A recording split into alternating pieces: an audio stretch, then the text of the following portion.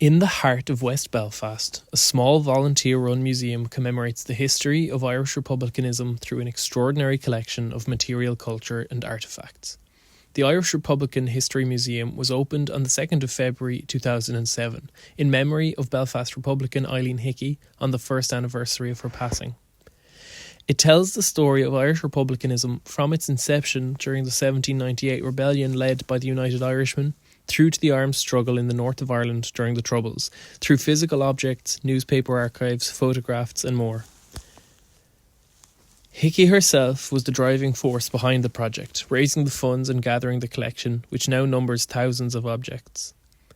Having been arrested in 1973, she spent 4.5 years in Armagh Women's Prison, where she served as the first officer commanding of Republicans in the jail. The exhibition focuses extensively on the experience of Republican prisoners and features hundreds of works of art and craft produced by Republicans in cells during the Troubles, including matchstick sculptures, wooden harps, crocheted hats and other garments, tapestries produced on bedsheets and pillowcases, wallets, belts and other leather works. It also features a walk-in replica of a jail cell, featuring an original door from Armagh Women's Prison. Framed newspapers tell the story of Catholic and nationalist families burnt out of their homes or forced to flee Belfast during the late 1960s, as well as the civil rights movement which sparked 30 years of conflict in the north. The museum is a living memorial to martyrs and survivors of the nationalist community during the Troubles. It situates the armed struggles of the 70s, 80s and 90s. The museum is a living memorial to martyrs and survivors of the nationalist community during the Troubles. It situates the armed struggle of the 1970s, 80s and 90s within the centuries-long tradition of Irish republicanism, presenting it firmly as a continuation and not an aberration of history. It pays particular attention to the role of the state and its security forces in the violence, as well as the embedded structural violence against Catholics and nationalists, which produced the protracted conflict. It raises funds through a small souvenir shop on the premises for the purchase of new items for its collection, as well as for activist causes. Through the sale of pins featuring the crossed flags of Ireland and Palestine, the museum raised over £1,000 for Mothers Against Genocide, which protests Israel's genocide in Gaza. Fittingly for Hickey's career as a schoolteacher, following her release from prison, the museum includes a small classroom space as well as a library, putting an emphasis on the importance of education to the Republican cause. Run entirely by volunteers led by members of the Hickey family, it is a thoroughly community-oriented space dedicated to truth, memory and justice. Everyone's rights are respected and everyone gets justice in this situation, and I don't think it's always going to be something like a court case. I think things like mediation and reconciliation efforts are really important in terms of bringing justice for everyone involved in these type of situations and ensuring justice for victims who maybe don't have the opportunity to appear before a court or have their views heard. I think it's important that all of these things are considered in ensuring that actual justice is achieved in a situation, and that it doesn't end just when you see a kind of binary court situation. In terms of inspiration and pursuing the career, I think from a very young age I was always really interested in civil rights movements, both in Ireland, seeing everything that happened to us in the north in history, and even going back to the Rising. I was always really interested in how you can ensure that these things don't happen, and that when they do happen, someone is protected and it's righted, I guess, in that sense of the word. As well, I remember seeing the refugee crisis that's still ongoing, but back when I was starting out in secondary school, what was going on kind of in Italy with all the boats that were capsizing and these children, awful images of children on beaches, and that really inspired me to think about what could be done to help in these situations and what available things there were, because it seemed that politics never really seemed to help in some of these cases. And that kind of pushed me towards looking into law and really inspired me to pursuing the path in my future. I think that kind of links on to the next one of like my own personal experience. I think my idea of how effective the law can be in these situations has changed over the years. I think you know, it's you look at the way the world is at the moment, and there's a real challenge to the international legal order, and I think it can be easy to view this as disheartening and view it as kind of a death sentence to international law or justice as it currently stands. But I don't think that's the right way to view it. I think it should be viewed as motivation to keep going and motivation to keep challenging the way things are at the moment and trying to find solutions and bringing people together. And I think that's where I kind of see my future, hopefully, and that's what I think I have to view the way things currently are to ensure that it's not very pessimistic and negative all of the time. I think it's daunting, even just as a career generally. There's so many exams involved, and that can feel a bit exclusionary and elitist, but it's also very exciting. I see all of the opportunities that are ahead that I can get involved in, and even the work I'm involved in at the moment, I can feel like I am contributing, which I think is so rewarding to have in your career so early on. And I'm still being challenged every single day, which is amazing. I'm still learning so much, and it's great. I really enjoyed it. I find it exciting and daunting at the same time. But I think I've started to recognize a lot more the existing kind of challenges to it, and recognizing that law isn't this perfect thing that I viewed it as when I was probably younger, which I think is very important and is a necessary thing to do when you're starting out in a career. There's no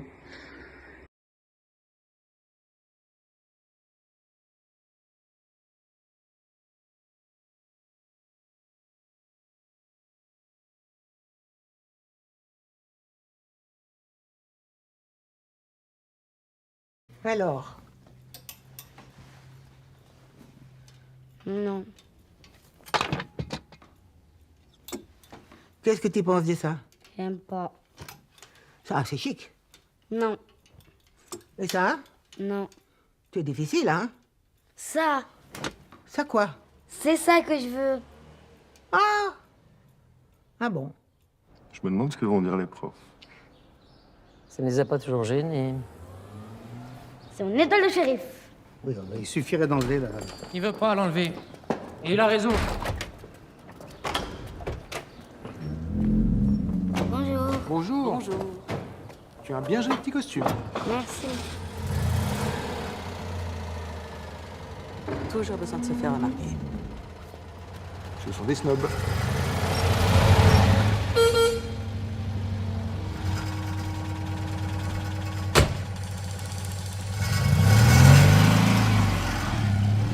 So yeah, I think one of the things I really enjoyed most about the movie was how you kind of make the political so personal. So there's obviously this huge social upheaval in Paris, but you've let us into that through the story of this young boy and his family. So I'd love to hear your thoughts on why you think this is such an effective way of tackling a major historical event.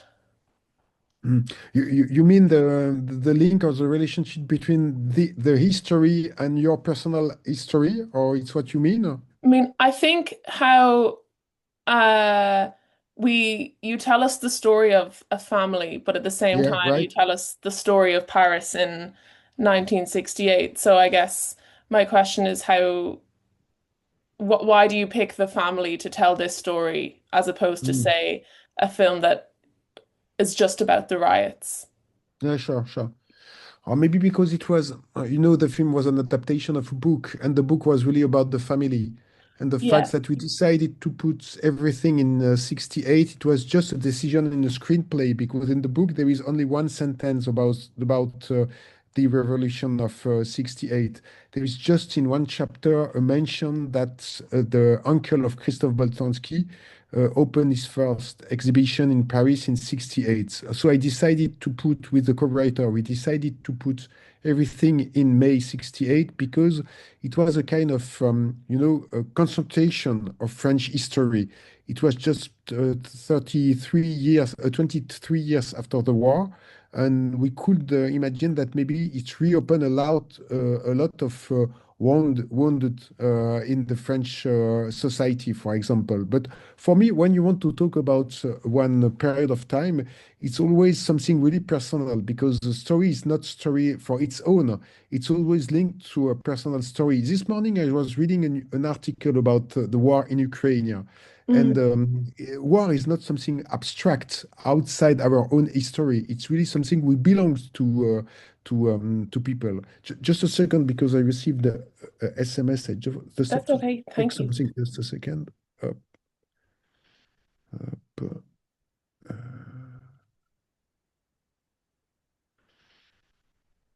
yes. Okay. Sorry. And the family is really the first, it's really the first society that you meet as a child. It's the first human society that you meet. So it's a kind of beacon all your day long about how humans organize themselves together. So for me, family is really perfect to tell how the world is going on in a way.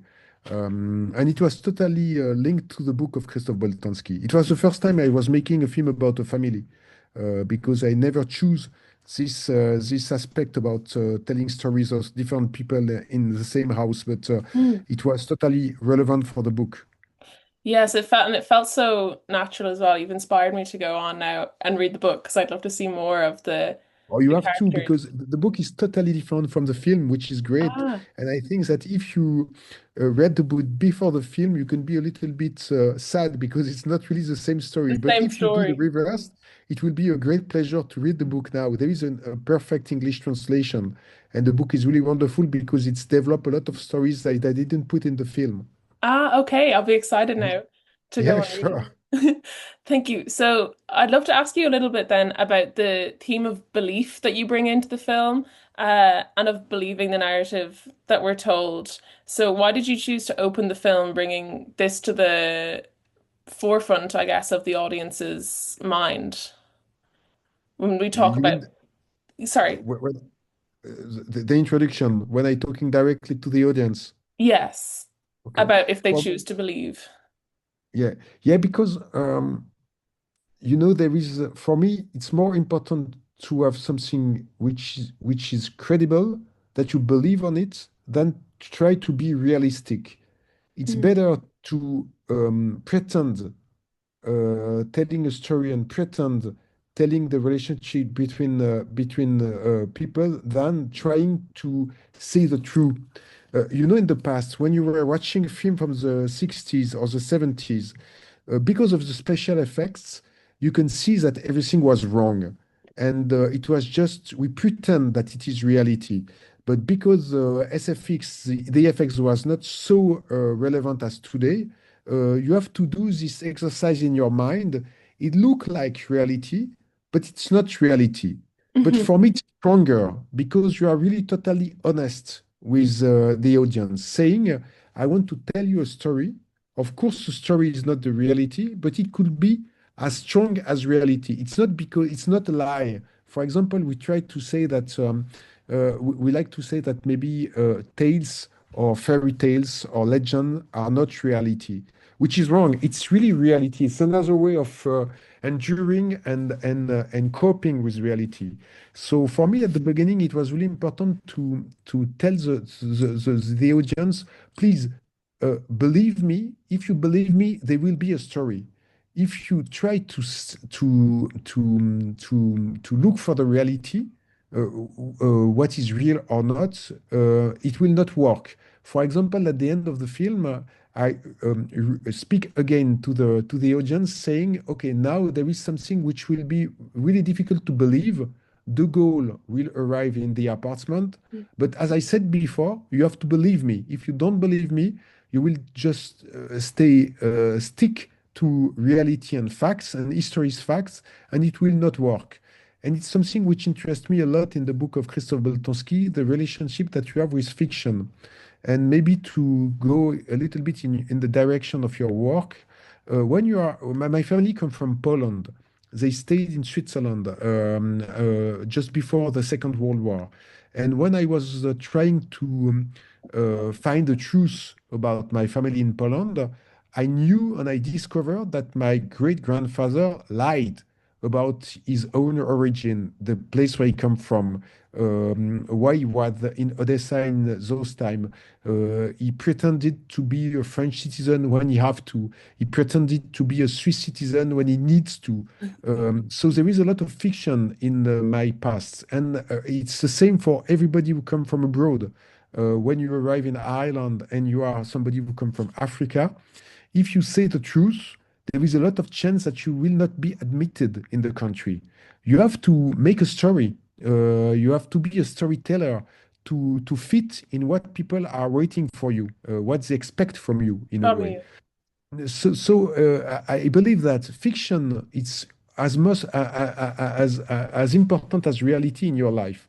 And I don't know nothing. I don't know a lot of things about my past, the past of my family. I know the truth. I know the facts, a lot of facts, and also a lot of fiction. And for me, it's in the same level. And it's what the film wanted to say at the beginning. Just believe me, because fiction and facts are the same in the narration process. Yeah.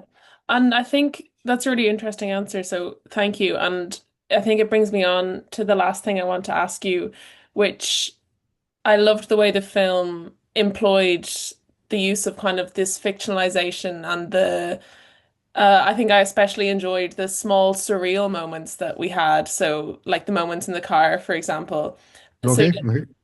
Okay. do you think kind of that I suppose you've already somewhat answered this, but we almost have a duty as filmmakers to use the form and kind of use what film can do for us. So, like, why do you think that film can bring us that something more, do something different to the story than, say, when it was just a novel? Mhm. Yes, and also I think that the form have to say something about the character and the time where the action take place. If the film was about the 20s or the 30s in France, the look of the film would have been totally diverse. I try to use and to give something which come from the cinema of the 60s, from the new wave and things like that. Yeah. And I try to do that because it's also when you are making a film, for me it's important to stick to the main character. So if they are exuberant, the film has to be exuberant also. If it's a film about a Norwegian minister or pastor or clergyman, the form has to be totally diverse also. The Boltanskis family were really incredible in the way they were living in this apartment, and it was they were really loufoque, as we said in French. They were totally out of the rule. So the film has to be like them in a way, and also to go in the same direction as what I said before. When I was watching a film from the 60s, I knew that the car were not really going into the streets. When people are pretending to drive, I knew because of the projection in the back of the car that it was false, that it was a trick. But it was okay for me to believe it because I want to believe it. Today, if I'm watching a film, a modern film, everything will be perfect. All the projection will be great at the back of the car, but it gives me the same feeling. I don't need to be sure that everything is real, so you can play with that. For example, when the grandmother is driving her car on Paris, and then she stopped to make the play with the little boy, there is no more picture in the back, but you believe in the situation. And when she take back the wheel and she drive, you go through the Concorde place in Paris, and you believe it also. So we don't have to be realistic to be believed in a way. So it's something that I really like to do in the film. But I try to be close to the film from the 60s in the form. Yes. Yeah, and I think that really comes through in the film. And I really love what you say about the film having to match the central character. That's a really interesting way to think Even about when it. you are editing it, when you edit the film, sometimes you have to choose in one scene, are we following this character or another one? Because it can change the way you put the shot together. sometimes I said, okay, we have to stay a little bit slower. Don't cut too much, because for me in this scene, it's a point of view of this lady or this guy, even if they are not the center of the scene or the main character of the scene. Sometimes, for example, we choose to follow the little boy. So for the little boy, there is things that maybe we will not cut in the same way if we were following the parents, for example. The film, it's a kind of inner voice of one character, and the edit has to be like that. Yeah,